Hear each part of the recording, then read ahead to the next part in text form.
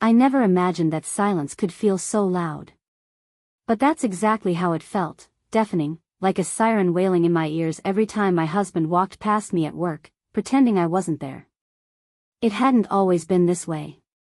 For years, we had worked at the same school, sharing morning coffee in the teacher's lounge, passing knowing glances in the hallway, and laughing over shared frustrations about unruly students. It was a rhythm, a comfortable, familiar dance we had perfected over time. Then, just days ago, he came home with a spark in his eye I hadn't seen in years. "The principal is considering me for a promotion," he announced over dinner, a smug little smile playing at the corners of his lips. I should have been happy for him. Proud, even. But something about the way he said it, the way he barely looked at me while delivering the news, left an uneasy feeling in my stomach. Then, almost overnight, things changed. The long conversations we used to have before bed became clipped, one-sided exchanges. He stopped asking about my day. And at work, well, at work, he became a stranger. At first, I thought I was imagining it. Maybe he was just busy. Maybe the stress of the potential promotion was weighing on him. But then, there were the missed calls, the late nights, the way he flinched ever so slightly when I touched him. Something was wrong. And that evening, as I packed my things and prepared to leave for the day, I got my answer. The school was quiet. The last few students had already filtered out, and most of the staff had gone home. I walked down the empty hallway, my heels clicking against the polished tile floor, when a faint noise stopped me in my tracks. It was coming from the principal's office. I frowned. At this hour? I stepped closer, instinctively holding my breath. There was a rustling sound, followed by a hushed whisper. A giggle. A woman's giggle. I felt my pulse quicken. The principal was a woman. A beautiful, powerful woman. And my husband, my distant, suddenly evasive husband, was in that room with her. I didn't think. I acted. My fingers curled around the doorknob, and before I could stop myself, I pushed the door open. And then my world shattered. My husband.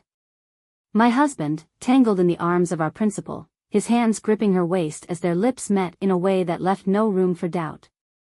The gasp that escaped my lips felt like it belonged to someone else. They froze. He turned to me, eyes wide with something that looked like guilt, but not quite. More like inconvenience. I had prepared myself for a lot of things, but not for that. Not for the way his face hardened, for the complete lack of remorse in his eyes.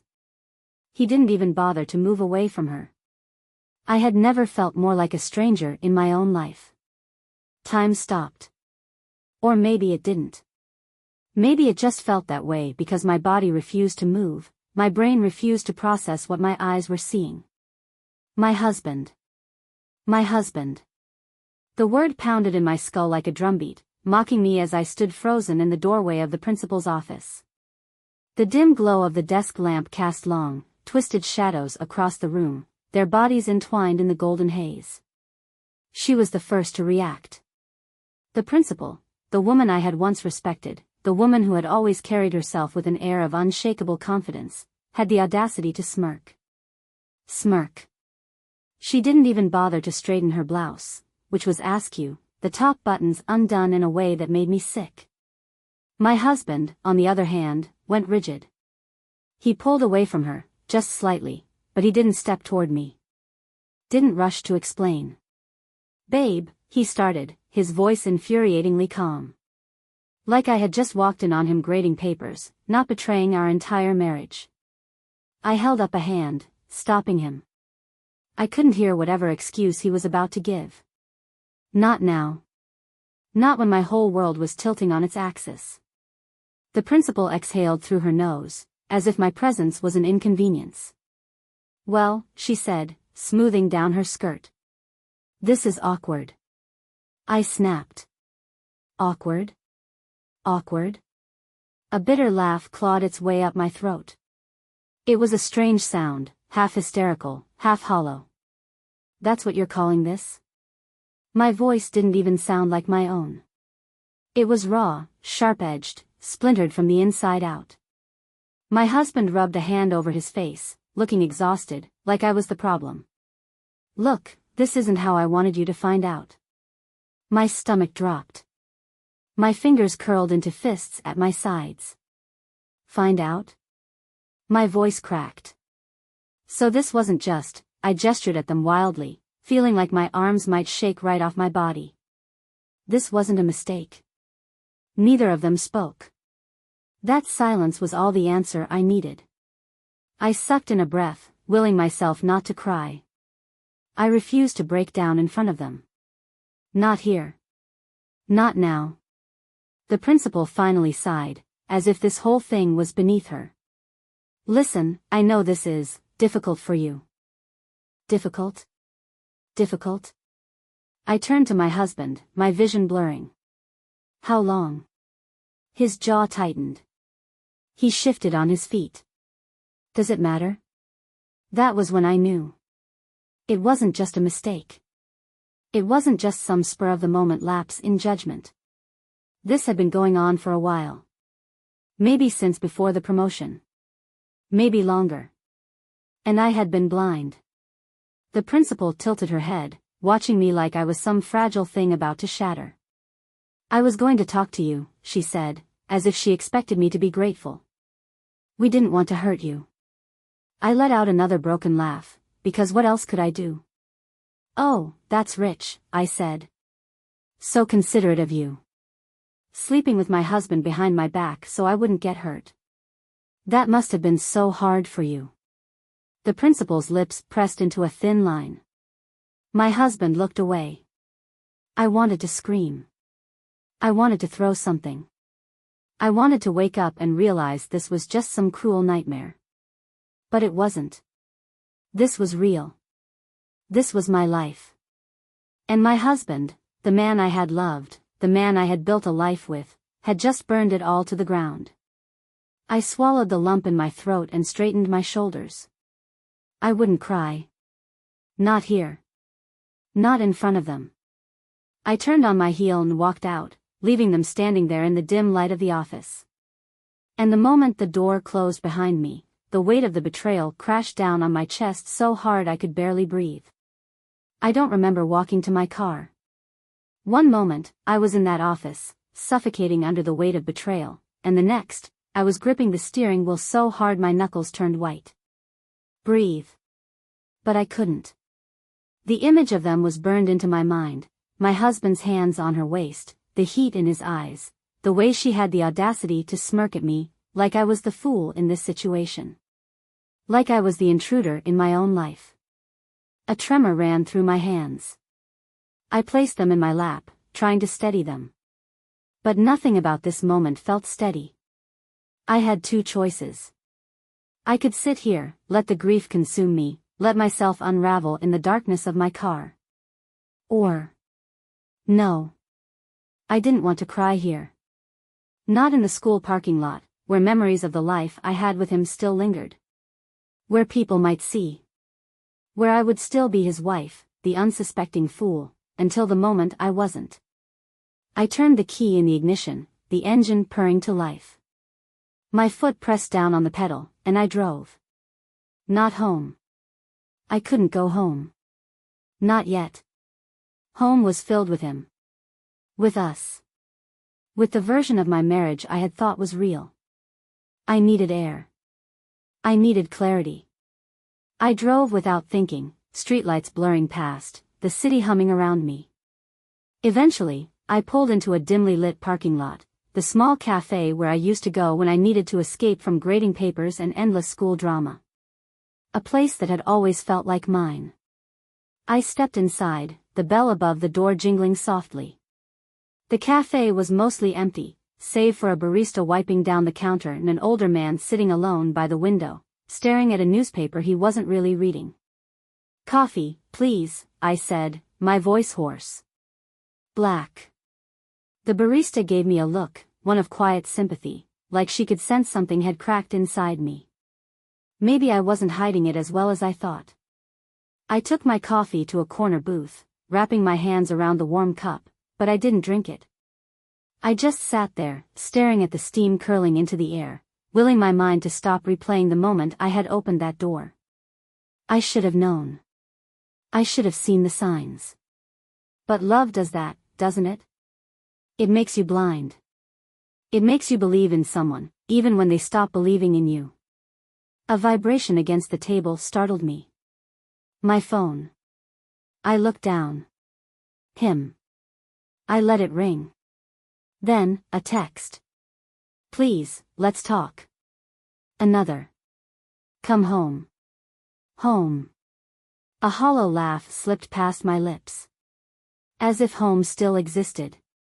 As if he hadn't taken a sledgehammer to it the moment he touched her. I stared at the words on the screen until they blurred. Then, with shaking fingers, I typed back. Don't wait up. And then, for the first time that night, I let the tears fall. I don't know how long I sat there, staring at my untouched coffee, my phone screen dimming and lighting up with messages I refused to read. It was like the world had cracked open beneath me, and I was standing on the edge, staring into something unrecognizable. Something irreversible. Eventually, the cafe closed. I apologized to the barista, who gave me another one of those quiet, knowing looks, and I stepped back out into the night. The air was cool, crisp. It should have been refreshing, but it only made me feel more hollow. I knew I couldn't sit in my car forever. Eventually, I would have to go home. Home. The word didn't fit anymore. But I had nowhere else to go. When I pulled into the driveway, his car was already there. The lights in the living room were on, glowing through the curtains. He was waiting for me. A war waged inside me, one half of me screaming to turn the car around, to disappear into the night and never face him again, and the other half, the exhausted, emotionally battered half, knowing that I had to. I had to face this. I climbed out, my legs feeling heavier with every step toward the door. Inside, the house was silent, except for the faint sound of the TV playing in the background. He was sitting on the couch, hunched forward, his elbows on his knees, his hands clasped together. The moment he saw me, he stood. Babe, he started, and the word sent a fresh wave of nausea through me. Don't, I said sharply, stepping farther into the room. Don't call me that. His jaw clenched. We need to talk. I let out a humorless laugh. Oh, now you want to talk. When did that become important to you again, before or after you decided to screw our boss?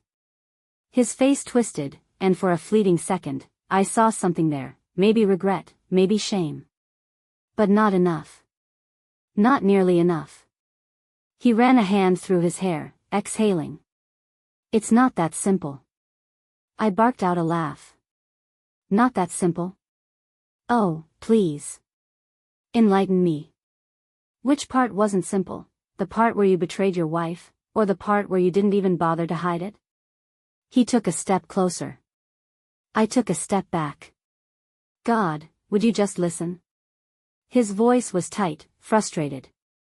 Like I was the one making this difficult. I stared at him, shaking my head. No. I did the listening. For years. I listened to your excuses when you came home late. I listened to your complaints about work. I listened while you slowly pulled away, while you made me feel like I was losing you, and I kept telling myself it was just a rough patch. But I was wrong, wasn't I? He looked away. That was all the confirmation I needed. I let out a slow breath. How long? He hesitated. Does it matter? Something inside me snapped. I crossed the room so fast he actually took a step back. Yes, I hissed. It matters. It matters because every single moment you spent lying to me was a moment I was still fighting for this marriage. So tell me. How long? He swallowed hard, his Adam's apple bobbing. 6 months, he finally muttered. A sharp, burning pain pierced through my chest. 6 months. 6 months of lies. 6 months of going to work beside him, of falling asleep next to him, of kissing him goodbye every morning. And all that time, he was already gone. I inhaled through my nose, willing myself not to cry. And the promotion? I asked, my voice thin. Did you earn that in bed, or was that just a bonus? His face darkened. That's not fair. I laughed. Oh, fair? You want to talk about fair? He didn't say anything. Because he knew. Nothing about this was fair. For a long moment, neither of us spoke. The TV murmured in the background, the soft hum of a world still spinning while mine had stopped. I swallowed the lump in my throat. You don't love me anymore, do you? He flinched. And then. I don't know. I closed my eyes. That hurt more than if he had just said no. I turned away, walking toward the hallway. Where are you going? His voice was cautious, uncertain. I paused, looking over my shoulder. To bed. He exhaled, maybe in relief, like my answer meant I wasn't leaving. Like he still had time to fix this. But he didn't. Because when I went to bed that night, I wasn't lying next to my husband. I was lying next to a stranger. And I knew, deep down, that we would never sleep in the same bed again. I didn't sleep that night. I lay in bed, staring at the ceiling, listening to the faint sounds of him moving around in the living room. Every creak of the floorboards, every shift of weight on the couch, every exhale of breath, it all felt foreign. Like I was hearing a stranger exist in my home. Because that's what he was now, wasn't he? A stranger. Sometime after midnight, the noises stopped. I wasn't sure if he had finally fallen asleep or if he was lying awake just like me. It didn't matter. Nothing about him mattered anymore. When morning came, I didn't bother waiting for him to leave the house first. I got up, dressed, and walked out the door before he even had a chance to speak to me. I needed space. I needed air. And the last place I wanted to be was home. But then came the cruel irony, work was just as unbearable. Because she was there. And he was there. And everyone else was there, too, living their lives as if the entire world hadn't shifted beneath my feet. I kept my head down as I walked through the hallways, past the students, past my colleagues. I could feel the tension already. Maybe I was imagining it, but it felt like people knew. Like whispers were already traveling through the school, brushing against the walls like ghosts of my broken marriage. By the time I reached my classroom, I was exhausted. I shut the door behind me and leaned against it, willing myself to keep it together. Just get through the day. Just breathe. A knock at the door made me jump. For a split second, panic shot through me. But then I opened it, and it wasn't him. It was her. The principal. My husband's mistress. I stared at her, barely able to process the fact that she had the nerve to stand in front of me, in my space, after what she had done. She had changed from the woman I saw last night. Now she was back in her polished, professional state, perfectly pressed suit, manicured nails, an expression that looked almost bored. Do you have a moment? She asked. My fingers curled into fists at my sides. No. Her lips twitched slightly. I think you'll want to hear what I have to say. I clenched my jaw, then stepped aside, letting her into my classroom.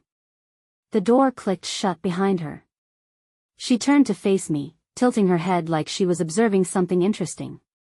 I wanted to have a civil conversation, she said. Woman to woman. A bitter laugh clawed up my throat.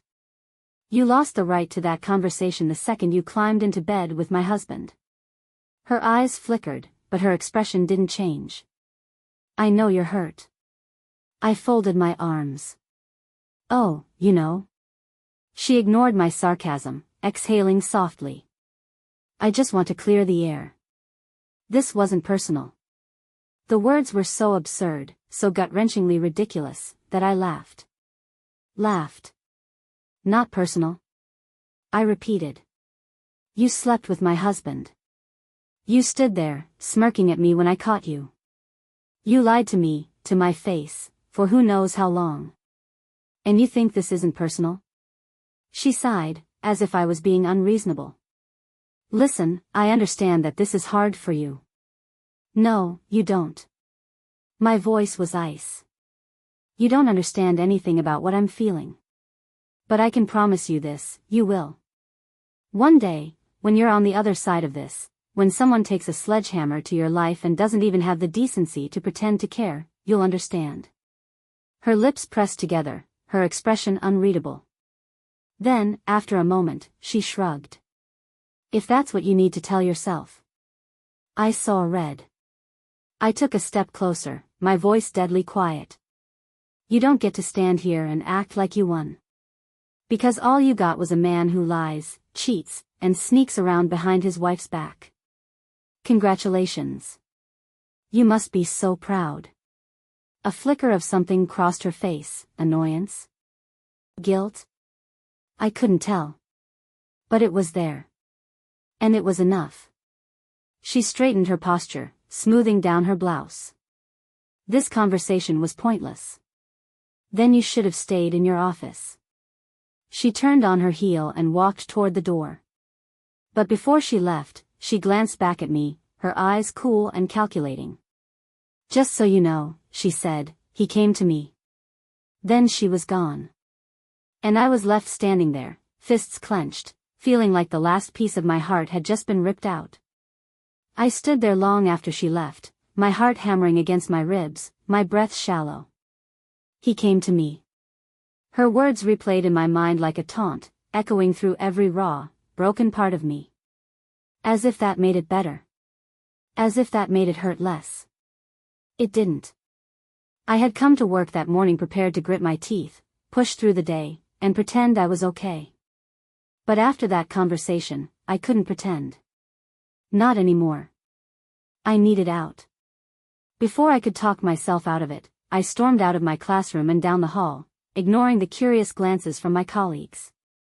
I didn't stop until I reached the staff lounge, where I knew I would find him. And I did. He was there, standing by the coffee machine, talking to another teacher, casual, relaxed, as if everything was fine. As if his life wasn't crumbling around him, as if he hadn't been caught red-handed the night before. Rage burned through me, hotter than anything I had ever felt. He must have sensed me, because he turned. His expression shifted the second he saw my face. Hey. I slapped my resignation letter onto the table between us. The sound was loud, sharp, enough to make the other teachers glance our way. His eyes flicked to the paper, then back to me. What is this? What does it look like? I shot back, my voice steady despite the storm inside me. He picked it up, reading over the words. His brows pulled together. You're quitting? I folded my arms. I can't work here. Not with you. Not with her. A muscle in his jaw twitched. You don't have to do this. Yes, I said, my voice unwavering. I do. Because I couldn't stay. I couldn't walk these halls every day, knowing what had happened behind closed doors. I couldn't sit through meetings, pretending not to see the stolen glances between them. I couldn't breathe in a place that now felt poisoned by his betrayal. He stared at me, something flickering behind his eyes. Guilt? Regret? I didn't know, and I didn't care. You're just going to throw away everything? He asked, his voice quieter now. I laughed, but there was no humor in it. You threw everything away. I'm just making sure I don't drown in the mess you left behind. For a second, he looked like he wanted to argue. But he didn't. Because he knew. I turned to leave, my head high, my heart in pieces. And for the first time since this nightmare began, I felt like I was finally walking away from the wreckage instead of standing in the middle of it. The moment I walked out of the staff lounge, I felt it, the shift. The ending. It wasn't just my job I was walking away from. It was him. It was us. It was everything I had spent years building, now reduced to nothing but a pile of ashes. And yet, with every step down the hallway, a strange sense of relief started creeping in.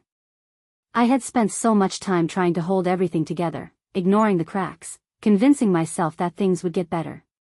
But there was no better to be had. There was only after. By the time I reached the parking lot, my hands were trembling, but I kept moving. I wasn't sure if it was adrenaline, grief, or something in between, but I didn't stop until I was in my car with the door slammed shut behind me. Only then did I allow myself to exhale. I had done it. I had left. But what now? My phone buzzed in my lap. I didn't want to look. Didn't want to see his name flash across the screen again. But it wasn't him. It was my best friend, Mia. Mia, I heard. Are you okay? I hesitated, my fingers hovering over the keyboard. Was I okay? No. Not even close. But I also wasn't broken. Not completely. Me, not really.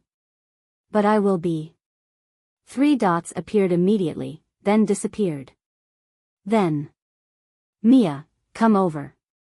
Now. I didn't think. I just started driving. Mia's apartment had always been my refuge, long before my life had fallen apart.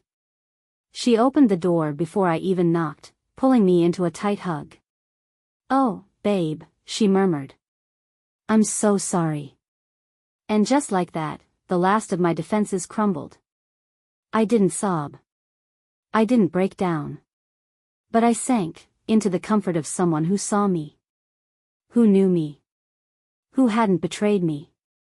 We settled onto her couch, and she handed me a glass of wine. I won't say I told you so, she said, though the glint in her eye told me she wanted to. I let out a breathy laugh. You totally just did. Mia had never liked my husband. She had tolerated him for my sake, but she had always said there was something off about him. Something too charming, too careful. I had ignored her. And now, here we were. What are you going to do? She asked, watching me carefully. I swirled the wine in my glass, staring at the deep red liquid. I don't know, I admitted. But I'm not staying in that house. Mia's eyes flashed. Good. You shouldn't. I took another sip, my mind racing. I had been so focused on leaving the job that I hadn't let myself think about the next step. But I couldn't stay under the same roof as him. Not now. Not ever. Stay here, Mia offered, as if reading my mind. For as long as you need. My throat tightened. You sure? Absolutely. We'll turn it into a divorcee's sanctuary. She lifted her glass. To new beginnings. I hesitated for only a second before clinking my glass against hers. To new beginnings, I echoed. And as I took my next sip, I realized. For the first time in a long time, I wasn't just escaping. I was choosing myself. And it felt damn good. I didn't go home that night. I stayed at Mia's, wrapped in the comfort of her soft blankets and the quiet hum of her apartment. For the first time in days, I slept. Not well, not peacefully, but at least I closed my eyes without the image of them flashing in my mind every time I blinked. But I couldn't avoid reality forever. The next morning, as the sun streamed through the curtains, I knew what I had to do. I had to go back. Not to stay. Not to talk. But to pack. To leave, for good. Mia insisted on coming with me. For moral support, she said, but I knew the real reason. She didn't trust me to be alone with him. And maybe she was right. When we pulled up to the house, his car was in the driveway. Mia squeezed my hand before I reached for the door handle. You don't owe him anything. Not a conversation. Not an explanation. Just go in, grab your stuff, and get out. I nodded, exhaling slowly. Got it. I wish I could say my hands didn't shake as I unlocked the front door, but they did. The house smelled the same, our home, our life, still trapped in the air like nothing had changed. But it had. Everything had. I moved quickly, heading straight for the bedroom. Mia followed, silent but steady, ready to jump in if I needed her. I grabbed a suitcase and started packing. Clothes. Shoes. A few personal things I couldn't leave behind. I was halfway through stuffing my toiletries into a bag when I heard it. The sound of footsteps. Then. Leaving already? I froze. I looked up into the mirror above the dresser and saw him standing in the doorway. Disheveled. Exhausted. But not sorry. Not really. I forced myself to stay calm. What do you want? He sighed, stepping into the room. I don't want you to go like this. Mia tensed beside me, her arms crossed tightly over her chest. I ignored the way my stomach clenched and focused on zipping up my suitcase. Well, you should have thought about that before you cheated on me. He ran a hand through his hair. I know I messed up. I scoffed. Messed up? I turned to face him fully now, anger simmering just beneath my skin. That's what you call 6 months of lying to me? His jaw tightened. I never wanted to hurt you. I let out a sharp laugh, shaking my head. You did hurt me. And you didn't just wake up one day and accidentally fall into bed with her. You chose this. He exhaled through his nose, his gaze flicking toward Mia before settling back on me. We can talk about this. Just us. No, I said, voice firm. There's nothing to talk about. I yanked my suitcase off the bed and brushed past him. But then. I still love you. My breath caught. I stopped in the doorway, my grip tightening around the suitcase handle. Then, slowly, I turned. Mia was glaring daggers at him. And he looked desperate. Like he had finally realized that he was losing me. That he had already lost me. I tilted my head, studying him for a long moment. Then, I smiled. Not a kind smile. Not a sad one. A realization. You don't love me, I said, my voice eerily calm. You love having me. His eyes widened slightly. And that's when I knew, I was right. He hadn't cared enough to stop himself before. Hadn't cared enough to come clean. Hadn't cared enough to choose me when it actually mattered. He just didn't want to lose the comfort of me. Of us. Of the life I had built around him. But I wasn't his safety net anymore. I smiled again, softer this time, and shook my head. Goodbye. And then, without another word, I walked out the door. Out of the house. Out of his life. And for the first time in a long time, I felt free. The moment I stepped out of that house, something inside me shifted. It wasn't instant relief. It wasn't a dramatic, weight lifted off my shoulders moment. It was quieter.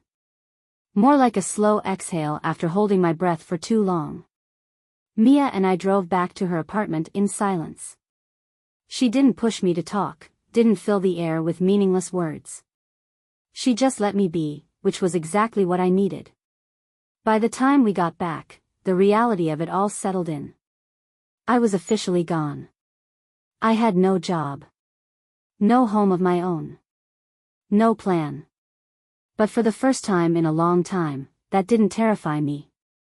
It thrilled me. Over the next few days, I started existing again. I woke up in the mornings and made coffee without waiting for someone else to start the pot. I scrolled through job listings, thinking about what I actually wanted to do, not what made sense because of him. And then, one afternoon, Mia burst into the living room with her laptop in hand. I found something, she announced. I raised a brow. A new way to commit arson that won't get me arrested? She smirked. Tempting. But no. I found a job for you. I sighed, setting down my tea. Mia, I'm not ready to start teaching again. Not yet. That's the best part. She shoved the laptop in front of me. It's a nonprofit. A women's resource center. They need someone to help develop their education programs, someone with teaching experience. It's part-time to start, but it could grow into something more. I stared at the listing. It wasn't what I had imagined for myself. But maybe that was a good thing. Mia nudged me. Come on. You wanted a fresh start. Maybe this is it. I chewed on my lip, then slowly nodded. A fresh start. A new beginning. Maybe it was time to stop surviving and start living again. 2 weeks later, I got the job. It wasn't glamorous. The office was small, the budget even smaller. But it mattered. And for the first time in months, I mattered. I wasn't just someone's wife. Someone's afterthought. I was me. And I was finally figuring out who that woman really was. The first time I drove to my new job, I caught myself reaching for my phone. For years, I had sent the same morning text, on my way. Love you. But there was no one to text now. No husband waiting for me at home. No us to hold on to. For a split second, grief squeezed my chest. Not for him, but for the woman I used to be. The one who had spent so much time loving someone who never truly valued her. But I wasn't her anymore. I inhaled deeply, set my phone down, and kept driving. The job turned out to be exactly what I needed.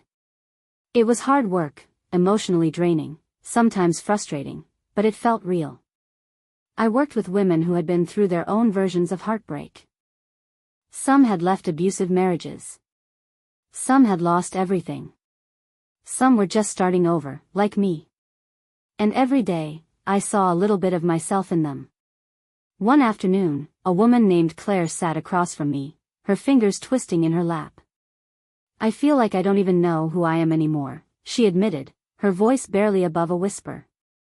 I reached across the desk, offering her a small, knowing smile. I get it, I said. But I promise you, one day, you'll wake up and realize you're stronger than you ever thought possible. Her eyes filled with tears, and my throat tightened. Because I wasn't just saying it for her. I was saying it for me, too. One evening, months after I had walked out of my old life, my phone buzzed with a familiar number. Him. I stared at his name on the screen, my heart steady, my hands still. Then, without hesitation, I deleted the message. Because there was nothing left to say. That night, as I stood on Mia's balcony, a glass of wine in hand, I let myself breathe in the cool night air. I had lost a husband. A home. A job. But I had gained so much more. Freedom. Clarity. A version of myself I had almost forgotten existed. I wasn't broken. I wasn't ruined. I was becoming. And for the first time in a long time, I smiled, not because I had to. But because I wanted to. Because I was finally free. The end.